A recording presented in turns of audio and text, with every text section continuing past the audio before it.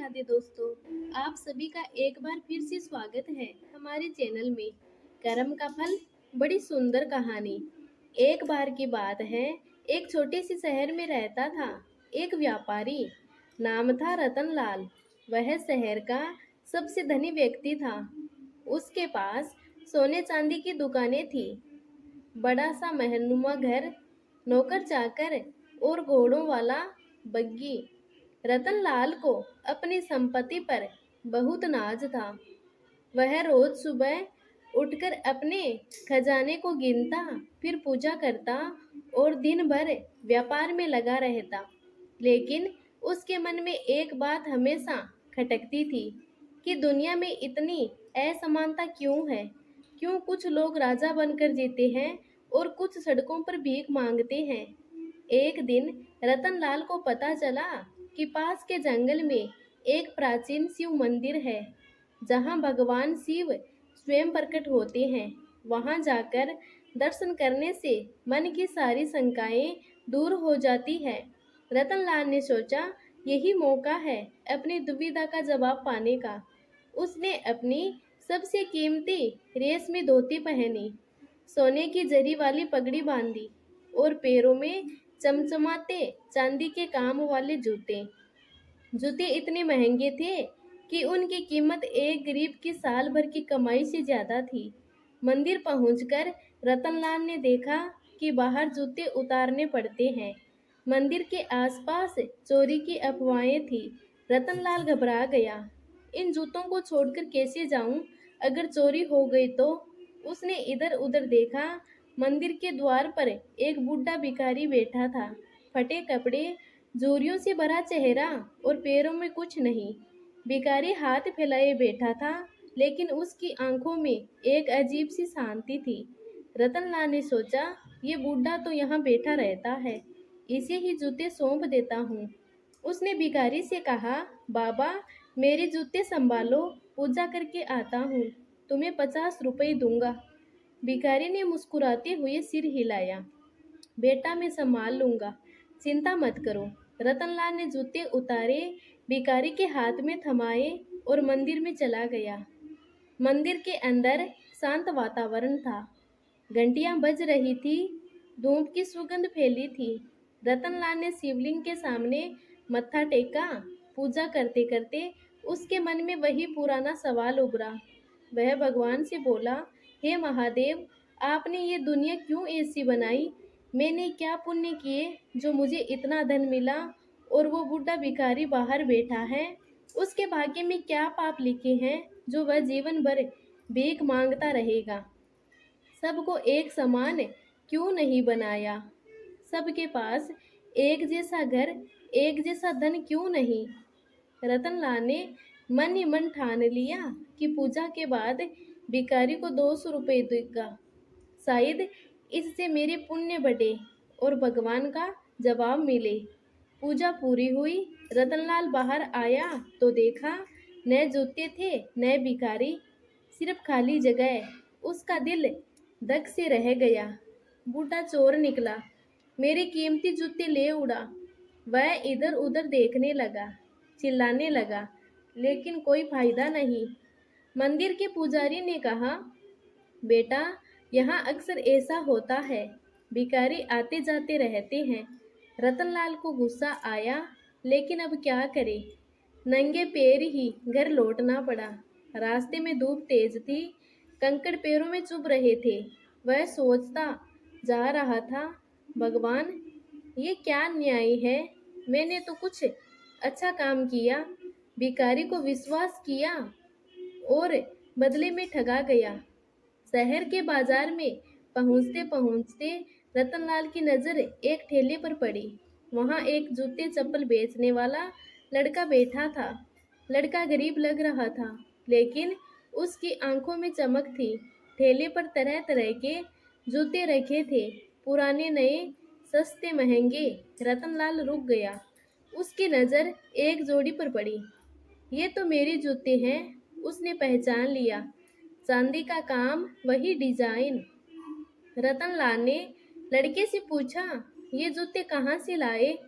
लड़का घबराया, लेकिन रतनलाल के दबाव में बोला, एक बुढ़े भिखारी ने बेचे। कहाँ, जरूरतमंद हूँ, 300 रुपये में दे दो। मैंने सोचा, अच्छे जूते हैं, ग्राहक को पसंद आएंगे।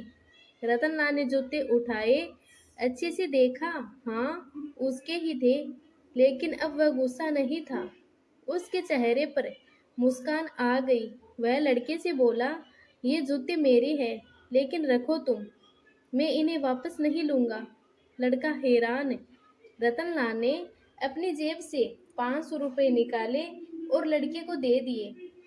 ये लो, जूते की कीमत और कुछ ज़्यादा, लेकिन एक शर्त है, इन जूतों को 800 रुपये में बेचना और जो कमाई हो उसका आधा किसी गरीब को दान करना। लड़का खुश हो गया। उसने कहा, सेठ जी, आपने मेरी जिंदगी बदल दी, मैं वादा करता हूँ। रतनलाल नंगे पैर ही घर चला गया। रास्ते भर वह मुस्कुराता रहा। अब उसे भगवान का जवाब मिल चुका था। वह मन ही मन बोला, महादेव, मैं समझ गया, आपने सबको समान अवसर दिए हैं, लेकिन कर्म अलग अलग है। उस भिखारी के भाग्य में 200 रुपये लिखे थे। मैंने देने का वादा किया था, लेकिन उसने चोरी का रास्ता चुना, इसीलिए उसे सिर्फ 300 मिले और वह बूढ़ा भिखारी ही रहा। अगर वह ईमानदारी से इंतजार करता तो 200 मिलते, शायद उसका जीवन बदल जाता। घर पहुंचकर रतनलाल ने अपनी पत्नी को सारी कहानी सुनाई। पत्नी ने पूछा, तो अब क्या करोगे? रतनलाल ने कहा, अब मैं समझ गया हूँ कि धन कर्मों से आता है, न कि भाग्य से। मैं अपनी दुकानों में गरीबों को काम दूंगा, उन्हें सिखाऊंगा ताकि उनके कर्म बदले। कुछ महीनों बाद रतनलाल ने सुना कि वह जूते बेचने वाला लड़का अब बड़ा व्यापारी बन गया है। उसने ठेले से दुकान खोली और हर महीने गरीबों को दान देता है। और वह बूढ़ा भिखारी, वह आज भी मंदिर के बाहर बैठता है, लेकिन अब लोग उसे चोर बाबा कहते हैं। कोई उसे विश्वास नहीं करता। रतनलाल ने समझ लिया था, भगवान ने सबको एक जैसी दुनिया दी है, लेकिन कर्मों का खेल अलग है। अच्छे कर्म से राजा बनो, बुरे से भिखारी, और कर्म बदलने की शक्ति हर इंसान के हाथ में है। अगर आपको ये कहानी कर्म का फल पसंद आई तो अपने दोस्तों के साथ शेयर करें और कमेंट में बताएं कि आपको सबसे ज़्यादा क्या सीख मिली। अर्जुन की जिज्ञासा। एक बार की बात है, महाभारत के युद्ध क्षेत्र कुरुक्षेत्र में, जहाँ पांडव और कौरव सेनाएं आमने सामने खड़ी थी। धरती पर अस्त्र शस्त्र चमक रहे थे, घोड़ों की हिनहिनाहट और हाथियों की चिंगाड़ गूंज रही थी।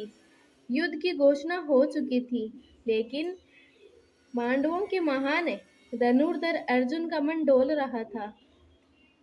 अर्जुन ने अपने गांडीव धनुष को एक ओर रखा और श्री कृष्ण की ओर मुड़कर कहा, हे मधुसूदन, मैं युद्ध नहीं कर सकता।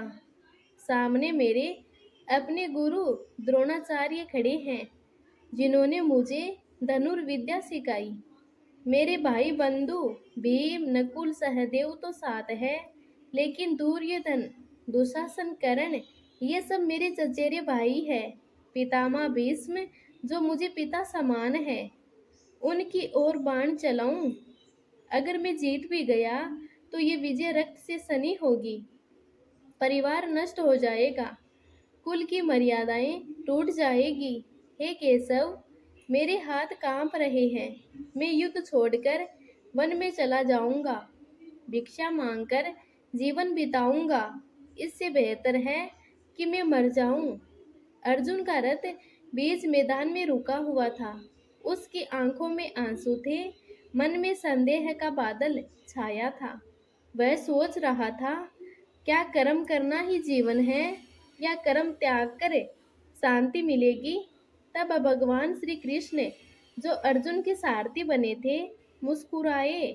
उन्होंने कहा, हे पार्थ, तुम्हें न तो कर्म करना चाहिए जो फल की इच्छा से प्रेरित हो और न ही कर्मों से भागना चाहिए।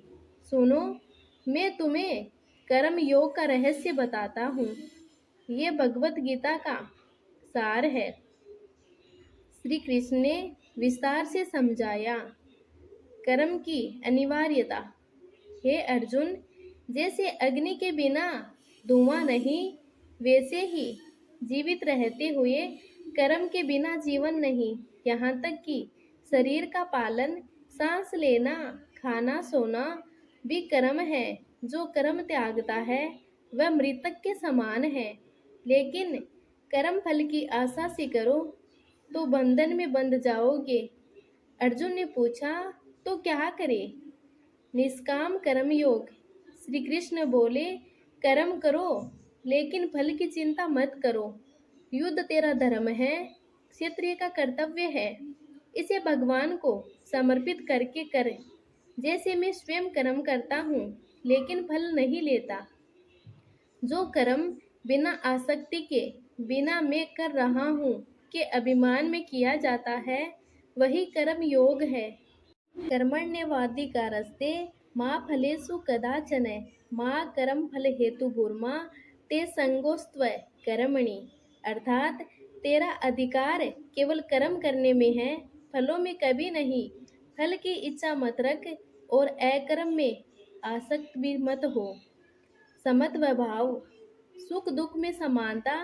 विजय मिले या पराजय, सुख आए या दुख, सब में समान रहो। जैसे कमल का पत्ता पानी में रहकर भी गीला नहीं होता, वैसे ही कर्म करो लेकिन कर्म फल से अलग रहो। अर्जुन ने कहा, लेकिन हे कृष्ण, जब गुरु और भाई सामने हो तो हृदय कैसे स्थिर रहे? श्री कृष्ण ने उत्तर दिया, ये मन का खेल है। इंद्रियों को वश में करो, बुद्धि को स्थिर करो। जो जीत गया वह जीता, जो मरा वह मरा।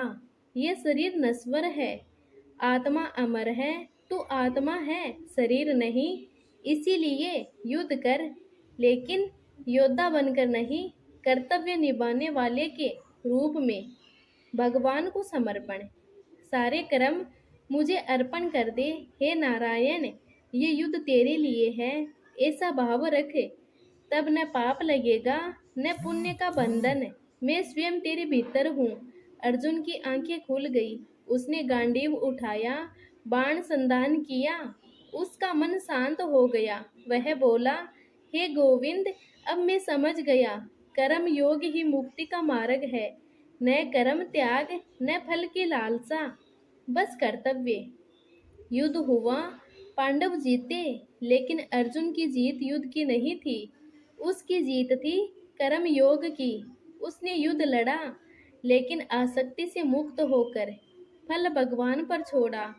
भगवत गीता हमें सिखाती है कि जीवन एक युद्ध क्षेत्र है। हर दिन कर्तव्य आते हैं, घर का काम, नौकरी, परिवार। इन्हें फल की चिंता छोड़कर भगवान को समर्पित करके करो। न सफलता में घमंड, न असफलता में दुख। यही निष्काम कर्म है, यही योग है, यही मुक्ति है। योगस्थ कुरु कर्माणि संगं त्यक्त्वा धनंजय सिद्धि सिद्ध्यो समो भूत्वा समत्वम योग उच्यते। अर्थात योग में स्थित होकर कर्म कर, आसक्ति त्याग कर, सिद्धि असिद्धि में समान रहकर, यही समत्व योग कहलाता है। अगर ये कर्म योग की कहानी आपको प्रेरित करे तो इसे अपने जीवन में उतारे। कमेंट में बताएं आप किस कर्म को निष्काम भाव से करेंगे। जय श्री कृष्ण। आपको ये कहानी कैसी लगी कमेंट करके ज़रूर बताइए। वीडियो को लाइक करके ज़्यादा से ज़्यादा शेयर करें और अभी तक हमारे चैनल को सब्सक्राइब नहीं किया है तो प्लीज़ सब्सक्राइब कर ले। धन्यवाद। जय श्री कृष्ण। राधे राधे।